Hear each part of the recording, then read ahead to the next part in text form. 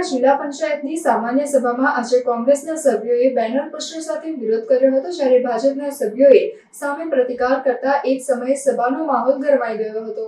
જિલ્લાના શિક્ષણ વિભાગ તેમજ આરોગ્યને લગતા કાર્યોને લઈને આજે વિપક્ષના સભ્યોએ જિલ્લા પંચાયતની સામાન્ય સભામાં પોસ્ટર બેનર સાથે દેખાવ કર્યો હતો। સભા શરૂ થાય ત્યારે વિપક્ષના સભ્યો પોસ્ટર સાથે આવી પહોંચતા ભાજપના સભ્યોએ હોબાળો મચાવ્યો હતો। ભાજપના જિલ્લા પંચાયતના સભ્ય રાજેન્દ્ર પટેલે આક્ષેપ કર્યા હતા કે વિપક્ષના સભ્યો ગ્રાન્ટ મેળવવા માટે ખોટા તમાશા કરી રહ્યા છે। આ નિવેદનકર્તાની સાથે જ વિપક્ષી સભ્યો તેમજ ભાજપના સભ્યો વચ્ચે ઉગ્ર બોલાચાલી થઈ હતી।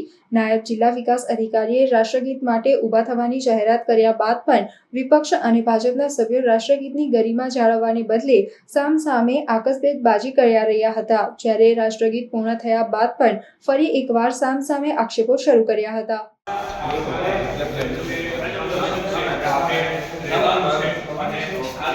દ્વારા વિરોધ કરવામાં આવી રહ્યો છે। જો કે જિલ્લાના તમામ જે પ્રશ્નો છે તેને લઈને આજે જિલ્લા પંચાયતની જે મંડળની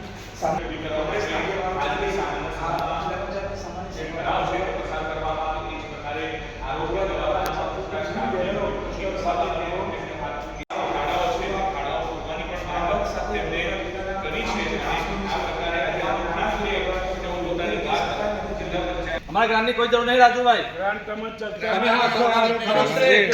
हमारा जो मुद्दा है जो हमारी बात पहुंचा सरकार में प्रमुख श्री बात पहुंचा रहा तुम्हारा माटे खास बैनर बनाया है, તમે અમારો અવાજ દબાવો છો એટલા માટે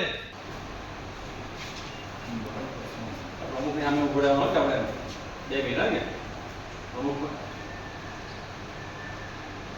પહેલા વિપક્ષ આક્રમક મોડમાં જોવા મળી રહ્યું છે। વિપક્ષ આજે આક્રમક મોડમાં છે, એટલે આજની જે સામાન્ય સભા છે તે તોફાની બનશે એ વાત નક્કી છે। આપ જોઈ શકો છો કે વિપક્ષના જે નેતા છે મુબારક